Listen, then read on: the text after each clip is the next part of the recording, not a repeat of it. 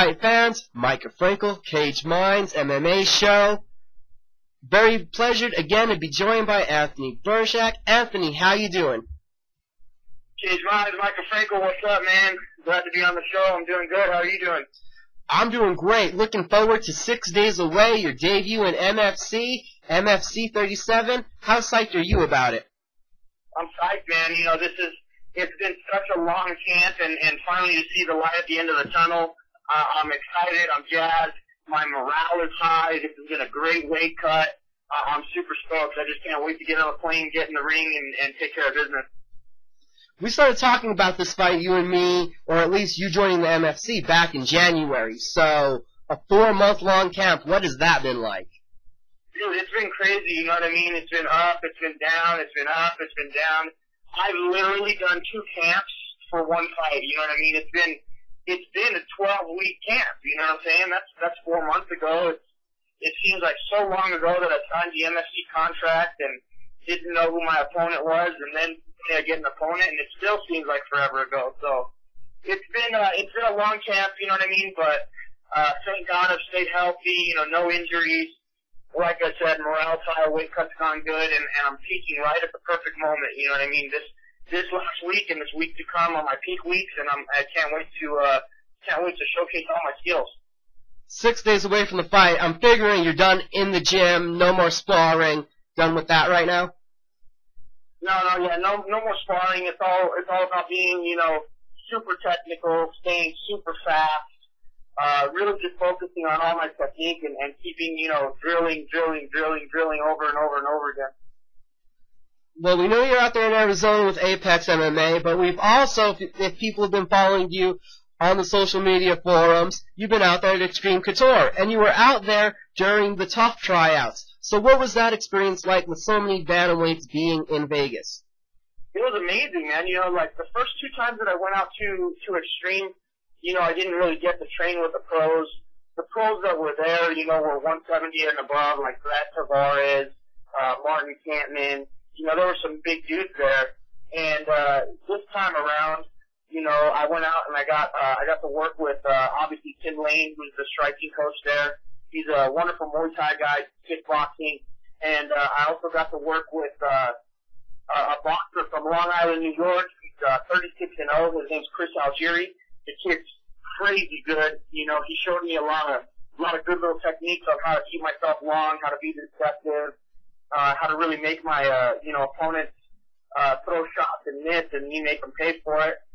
You know, not to mention those guys, but you know, during the Tough tryout, every you know, top 135 prospect in the nation was out there for the Tough tryout. So I had great training partners, dudes from you know, there was like 3 or 4 dudes from Pat Barry's gym that I want to shout out. You know what I mean? Donald Williams, Carl, and Andre that really pushed me. And you know, it's been it was a great camp. They kept me healthy, kept me safe, but at the same time, you know, they were putting me in positions that I needed to work out from, and I really had a great camp while I was out there. How has your ring awareness and your feeling of comfortableness inside of a ring, now how has that been coming along? It's been going good. You know, I got my techniques down. I got these little tips and tricks from Chris Algieri. You know, so if you ever get backed up, you know, you should be able to start feeling for the rope with your heel or your calf. Once you feel that you're that close, you know, you need to start looking for angles to cut off and make your opponent corner himself. So I learned a lot of good little tips and tricks while I was out there. They have a really big official size ring. I think it's 24 by 24. So it was a huge ring. You know, I expect I'll be fighting in you know, 24 by 24 out in Canada. And, you know, it was such a good experience to get out there and find my awareness and find, you know, how I'm gonna take advantage of, the bad positions I put my opponent in. Excellent. Also, gotta get to the contest. Wanted an update on that. How is the nickname Anthony Birchak contest going? It's been going okay, you know what I mean? Like, there's been a couple names out there that have kind of caught my attention, like Brick House. There was another one. One of the other guys that does an interview show, his name's Lopati Rockfrio. He calls me El Toro Cobre, the Copper Bull, which I really like. But you know, other than that, everything's kind of been a little bit on the hit and miss side. You know, it's my 5-year-old actually gave me a pretty sick name. He's like, Dad, why don't you just name yourself Anthony Ninja Style Birchak? And I was like, dude, I really like Ninja Style. But you know, me and Scott Zier, you know, kind of said, hey, look, if we don't fall in love with a name 150%, you know, the cage name, the ring name is going to be my brand. You know what I mean?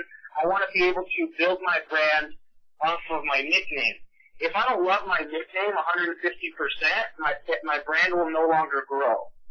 So, you know, I need to, my little disclaimer is, you know, I'm going to find, whether or not I get the nickname, I'm still going to choose a winner. I'm still going to send out the prizes. I just the grand prize of saying you got to give me my nickname, isn't going to apply. So any official date for the cutoff date of when you're planning on sending out the prizes? I'm gonna do it on Monday. So Monday or Tuesday when I leave is when I'm gonna say, hey, this is the name, or hey, you know, people stop putting in nickname submissions, and I'm just gonna forfeit it and give someone the prizes that, you know, either answers a trivia question or someone that finds me on the corner of a street in Edmonton. I can understand that, right? It could take some time. LeBron James has been the king forever. That one stuck with him. But then you could think of an athlete like Kobe Bryant, who's known as the Black Mamba. That's been some that came, you know, later on in his career. So maybe you'll find some that fits. Maybe it'll come later. Yeah, exactly. You know, and I'm trying to build my name off of, you know, my style, the type of fighter that I am. You know what I mean? I'm very aggressive. I'm very in your face. You know, but some of these things just haven't really captured that the essence or embodied, you know, how I am as a fighter. So that's kind of, and like I said, you know, I want people to stop me and be like, hey, you know, you're so and so, not Anthony, hey, you're Anthony Birchak, but hey, you're the so and so, and you know what I mean, people wearing, you know, that shirt that is, you know, either a mascot or my nickname is going to be important to me. All right, was looking for the update on that. I knew I'd seen a couple names out there. Didn't know how your reactions were on them. Let's get to the main topic. MFC 37 again. Ryan Babyface Benoit and you. He has a Muay Thai style, and you have a height advantage, about 4 inches. You were talking about staying long. Let's talk about the fight. How are you feeling coming into it? I feel great. Like I said, you know, I've been super healthy. Even though it's been a long, intense camp, I've been able to, you know, avoid injury, knock on wood, thank God, you know, and I'm super amped about it. You know, this little Twitter battle between me and him has given me a lot of motivation, you know what I mean? There's been some other outside, you know, instances that kind of have upset me, and I'm just like, you know what, you know, I'm so ready to end this fight. I'm so ready to get in there and, you know, show him what a real fighter's like, because, you know, and I say this in every interview I do. He's literally, the thing about Legacy is they're a regional show with a TV deal. You know what I mean? He hasn't been all over the country like I have. He hasn't put himself in a hostile situation like I have. This is going to be the first time that he tested himself, you know? And this is the first time that, you know, he's going to actually have to dig deep and pull out a win. So you think that the last 3 fights that he's had in Legacy, and you haven't traveled even here like to New Mexico and been the visitor, it's going to play in as a factor when you both head up to Canada, way far away from home? You know, this is interesting because, yeah, both of us are, you know, Americans going to Canada to fight instead of, you know, I'm not fighting a hometown kid, and, you know, he's not fighting, you know, in his backyard where everybody loves him. You know, I told the people of Edmonton that I want to be the little Mexican stepchild that they adopted and love, and you know, I want to walk into Shaw Conference Center and have, you know, all these Canadians go wild when I come out. You know, I want him to feel very alienated, and I want him to feel the pressure that I saw with Leyva. You know what I mean? And at the same time, you know, I'm still in an alien land myself. So, you know, it's gonna be interesting, but like I said, I've felt the pressures of being the outsider. I've felt the pressures of coming into somebody's backyard and defeating them. You know what I mean? He's going to have to deal with a lot of stress, and, you know, that's part of just being, a well-experienced fighter and you know, a travel fighter. You got to deal with all types of stress. Dealing with the stress, and again, like I said, in the matchup, we know that you have the height advantage, probably the wrestling background advantage. He comes from a Muay Thai camp. Stylistically, how do you see this matchup playing out? Stylistically, you know, this is classic. I've built my wrestling career and I've built my fight career on beating shorter, stocky fighters. You know what I mean? I was always the skinny little stick-butt kid that was wrestling these little bulldogs. You know what I mean? And I always had to be slicker. I always had to be more technical. You know, I could never out-muscle somebody, so I was always looking for angles and you know, speed. And you know, that's what's gonna play into this fight. You know what I mean? If I can stay in range, you know, frustrate him, make him mistake. When he makes a mistake, I will promise you, I will catch him, and I will have to take advantage of every mistake he makes. You sound like you have a game plan, ready to enact it. But we talked about that it's been getting kind of heated on Twitter. Is there any possibility that you don't handle that well, get over-emotional within the fight? Oh, no, not at all. You know what I mean? Like, I mean, if you saw how I was talking smack on Twitter, it was very banterous. You know what I mean? It wasn't personal. It's not personal. When I took it personal was when he called Mercedes a fat ass. You know what I mean? And that whole Twitter thread and that whole Twitter fight got published on the Maximum Fighting website, but they decided to omit that specific tweet. You know what I mean? So it looks like all of a sudden I just got mad out of nowhere. That's not why I got mad. I got mad because he called my pregnant fiance a fat ass. You know? And either he went back and deleted that tweet, or, you know, whoever published the article on Maximum Fighting decided to omit that specific tweet. But, you know, it's not personal for me. Man, if I can get under your skin and sell this fight, you know what I'm saying? He knows deep down in his heart, if you're a true athlete, you know what you're capable of. You know the talent that you've fought. He knows he's been spoon-fed this entire time. You know what I mean? So when I'm talking, you know, about, you know, him being like 5'3", 5'4", and I put a picture of, you know, a boxer fighting a midget on Twitter, that's all fun and games to me. You know what I'm saying? It's not personal. It's just, well, I do it with my closest friends. You know what I mean? We call it jonesing on each other. You know what I'm saying? So whoever can get the funniest jones in, man, that's it right there. Understand that, just didn't know, saw it going back and forth, was reading the tweets, and then it got that specific one you're talking about, and I was like, oh, this may go in a different direction. This may get serious. It just took a left turn real hard, you know what I'm saying? It's when everybody's having fun and games, and then some kid picks up a rock and throws it. It's one of those instances exactly. Like, oh no, and really? You know what? That's when I knew I had him. You know what I'm saying? That's when I knew I had him. That's when I knew that he couldn't deal with this, you know, and it was funny to me because it's like, I got you. I got that ass. You know what I mean? I really, you know, it's not that I got him in a fight. It's not that I got him in it. It's just that I made him lose his cool for a second. You know what I'm saying? I can understand that. And is this the first time that you've had such a verbal altercation leading up to a fight? Oh, no, you know, if you watched earlier on in my career, you know, I had and I won't say his name, but he's in the UFC as a flyweight. Me and him used to go at it hard, you know, and that was straight up shit-talking. That was for the pride of Arizona. I think we could all figure out who that is. So, we got MFC 37. It's a big contest coming up here. We got the co-main event spot. Further down on the card, though, there's a really intriguing bout I wanted to get your thoughts on. Brother versus brother in their pro debuts. It's Mike and Thomas Treadwell taking on each other, a heavyweight scrap. What do you think about that, Anthony? Could you imagine making your pro debut against your brother back when you did it?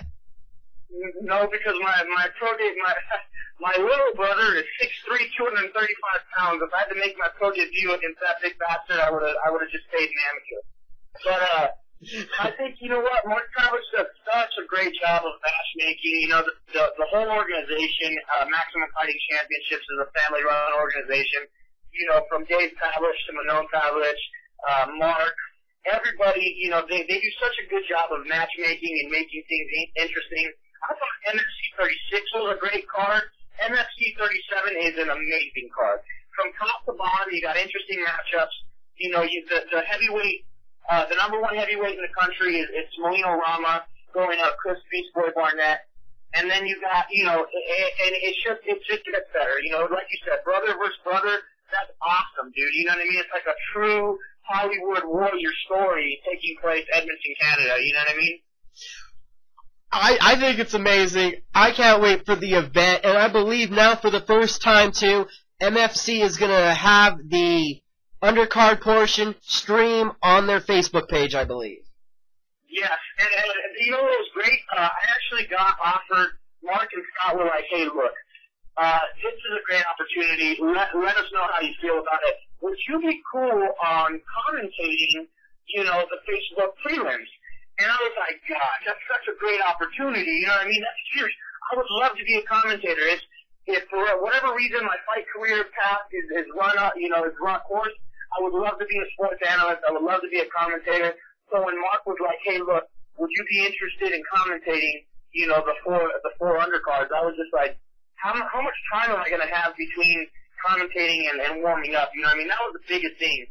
But, I told them, you know, unfortunately, as great as an opportunity as they presented to me, they've presented an even greater one in being able to fight for them. I want to be able to put on an explosive fireworks show. And I told them if they want to fly me out for MFC 38 to commentate, I'd be tickled pink.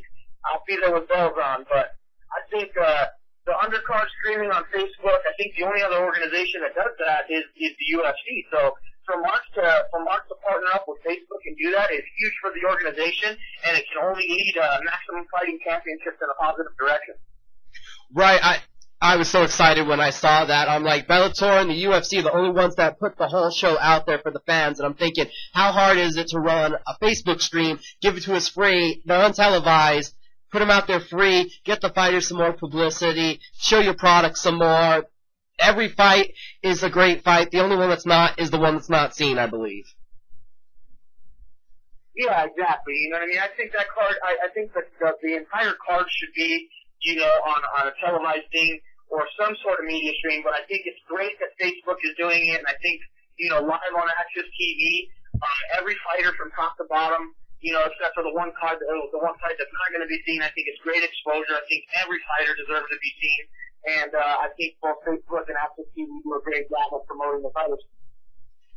Right, MFC growing, the bantamweight division growing, Anthony Birchak growing. As always, we've got to ask you, how is Luther Elite MMA doing?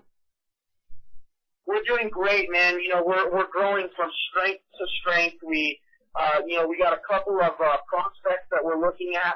A couple of amateurs that are coming up out of Apex that are super tough. Laser Lenny Wong, he's our nutritionist and strength training coach.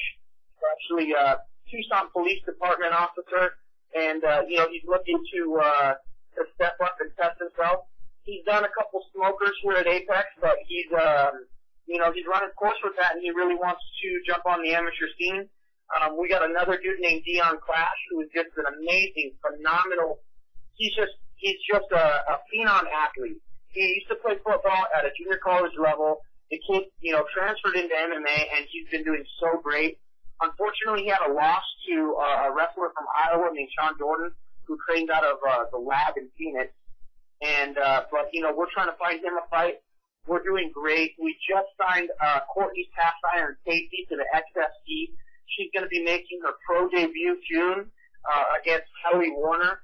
So we got two fighters signed to major organizations, both on Axs TV Live. It's going to be great. So once you're done watching me fight Nate 10th, make sure you guys, find Courtney Cast Iron Casey and watch XFC in June. XFC in June.